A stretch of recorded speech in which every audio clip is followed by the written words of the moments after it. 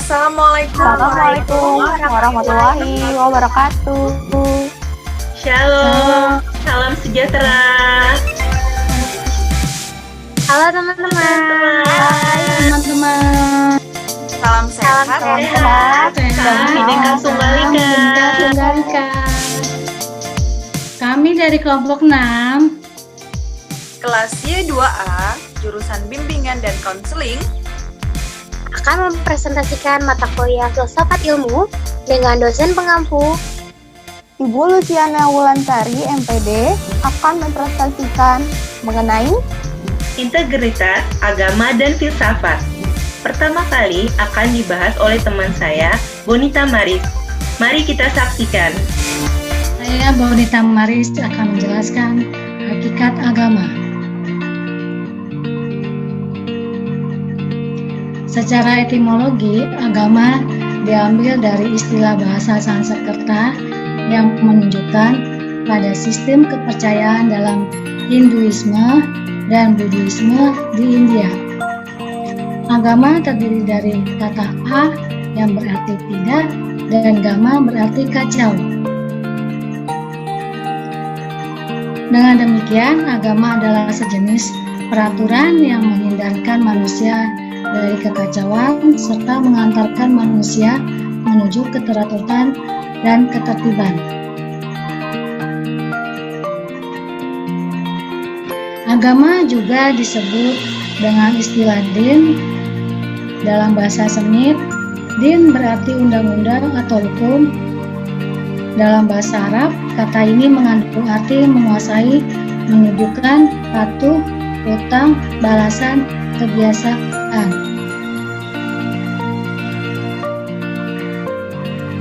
Secara terminologi, menurut para tokoh, Profesor Dr. H.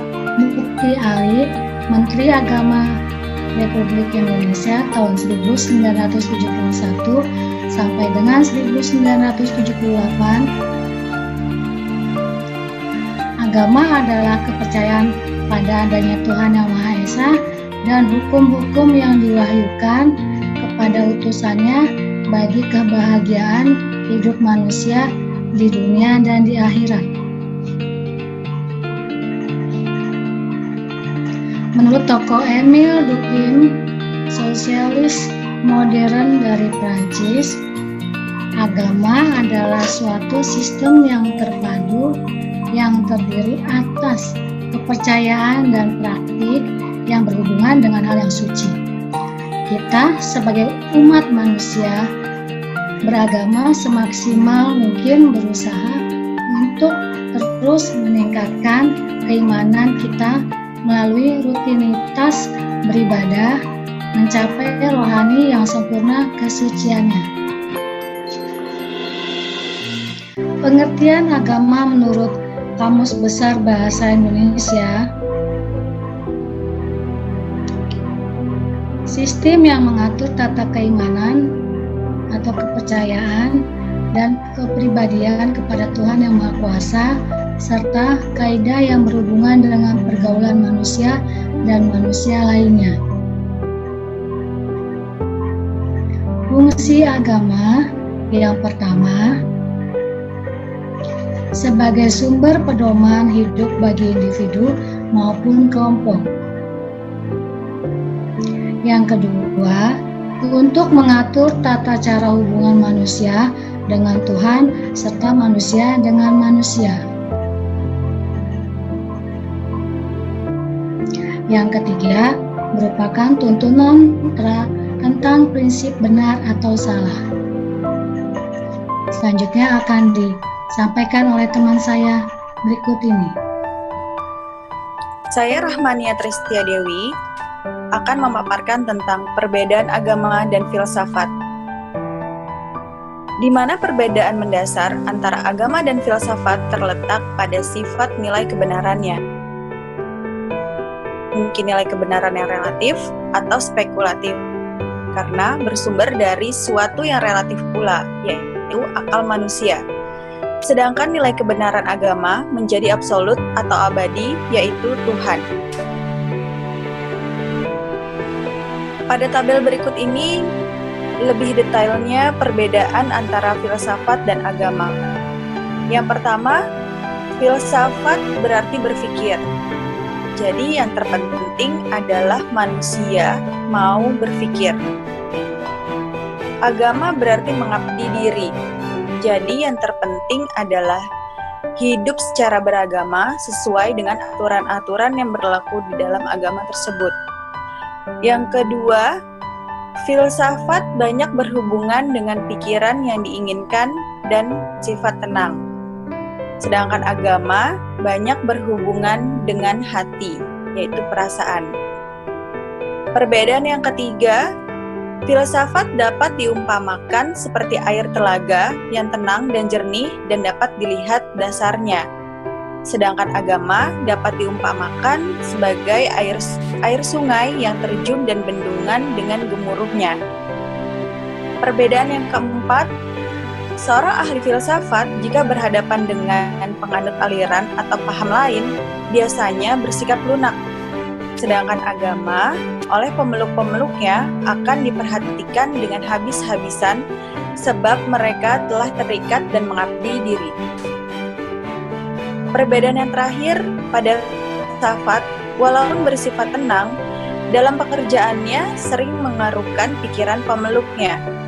Sedangkan agama, di samping memenuhi pemeluknya dengan sangat dan perasaan pengabdi diri, juga mempunyai efek yang menenangkan jiwa pemeluknya. Sekian dari saya. Selanjutnya akan dijelaskan oleh Husnul Khotimah. Oke, terima kasih nih ya. Perkenalkan, nama saya Husnul Khotimah. Saya akan melanjutkan materi tentang integrasi agama dan filsafat. Walaupun ada perbedaan mendasar nih pada keduanya, namun bukan berarti keduanya sama sekali tidak memiliki titik singgung atau tidak bisa saling menyapa dan melakukan timbal balik yang erat. Agama dan filsafat memiliki kesamaan, yaitu bahwa keduanya mengejar suatu hal yang dalam bahasa Inggris disebut the ultimate, yaitu hal yang sangat penting mengenai masalah kehidupan dan bukan suatu hal yang remeh. Juga dipakai untuk mencari kebenaran tentang suatu hal itu. Orang-orang yang memegang filsafat dan agama tentunya sama-sama menjunjung tinggi apa yang dianggapnya penting dalam kehidupan.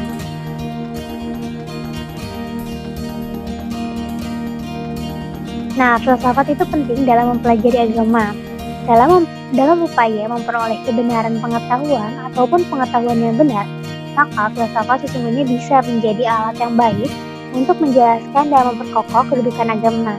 Sedangkan agama dapat menjadi sumber inspirasi bagi timbulnya pemikiran yang filosofis, kuat, dan benar. Tidak sedikit pemikiran filosofis ternyata bermuara pada keimanan akan adanya Tuhan, sebuah ciri-ciri dasar agama sebagai sistem kepercayaan kepada Tuhan, sehingga tidak sedikit pula para filsuf yang semakin kuat keimanannya justru setelah melakukan pengembaraan filosofis di dunia yang mereka geluti secara mendalam. Nah, materi selanjutnya akan dibahas oleh teman saya, Robiatul Adawiyah. Terima kasih Kusnul. Perkenalkan, saya Robiatul Adawiyah. Saya akan menjelaskan tentang ilmu pengetahuan dan pengetahuan. Pengetahuan umumnya ialah suatu hal yang kita ketahui terhadap suatu objek, sehingga pengetahuan sangat mungkin menjadi ilmu jika telah diuji dan dikaji kebenarannya.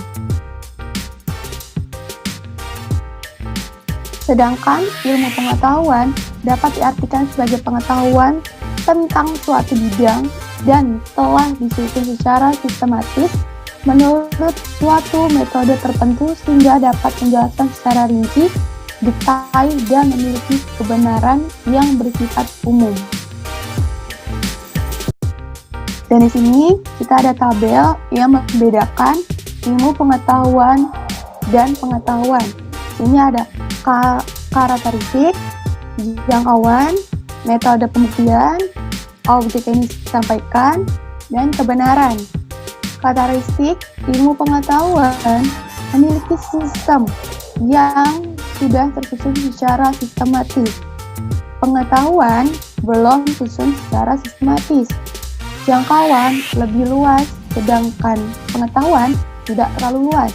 Metode pembuktian ilmu pengetahuan bersifat objektif, sedangkan pengetahuan bersifat subjektif. Objek yang disampaikan ilmu pengetahuan telah diuji dan dikaji, sedangkan pengetahuan belum diuji dan dikaji. Kebenaran ilmu pengetahuan harus bersifat umum dan universal, sedangkan pengetahuan sesuai pemahaman sekelompok orang. Baik, sekian dari saya akan dilanjutkan oleh Alvin. Ya, saya Elvin. Di sini saya akan menjelaskan mengenai integrasi agama, filsafat, pengetahuan, dan ilmu pengetahuan. Keempat hal tersebut membantu manusia untuk menemukan atau mencari kebenaran. Dan hasil integrasi keempat hal tersebut ialah 4 macam kebenaran. Yang pertama ialah kebenaran logika, lalu kebenaran verbal, juga kebenaran material, dan kebenaran wahyu. Kebenaran logika ialah hasil dari sebuah pemikiran, dan filsafat lebih dominan di sini. Lalu selanjutnya ialah kebenaran verbal, yang bersifat perkataan. Dari sebuah perkataan, maka dapat menghasilkan kebenaran. Dan selanjutnya ialah kebenaran material. Kebenaran material dihasilkan setelah melalui beberapa perumusan ataupun metode-metode tertentu. Lalu, dalam kebenaran wahyu, ialah kebenaran absolut atau mutlak yang berasal dari Tuhan. Kebenaran wahyu merupakan pengokohan dari semua kebenaran yang ada. Jadi, agama, filsafat, pengetahuan, dan ilmu pengetahuan dapat menjadi satu atau saling berhubungan karena semuanya itu merupakan jalan untuk mencari, menghampiri, dan menemukan kebenaran, namun mempunyai caranya masing-masing. Dan filsafat dengan caranya menghampiri kebenaran yang belum atau tidak dapat dijawab oleh ilmu pengetahuan. Dan tentunya agama menjadi jawaban atas segala kebenaran yang ada atau pencarian dari manusia atas segala persoalan asasi yang dipertanyakan, baik tentang apapun itu maupun tentang alam, manusia lain, dan tentunya tentang Tuhan. Demikian penjelasan dari kami kelompok 6. Sekiranya dapat dimengerti oleh teman-teman atau semua yang menyaksikan. Terima kasih teman-teman.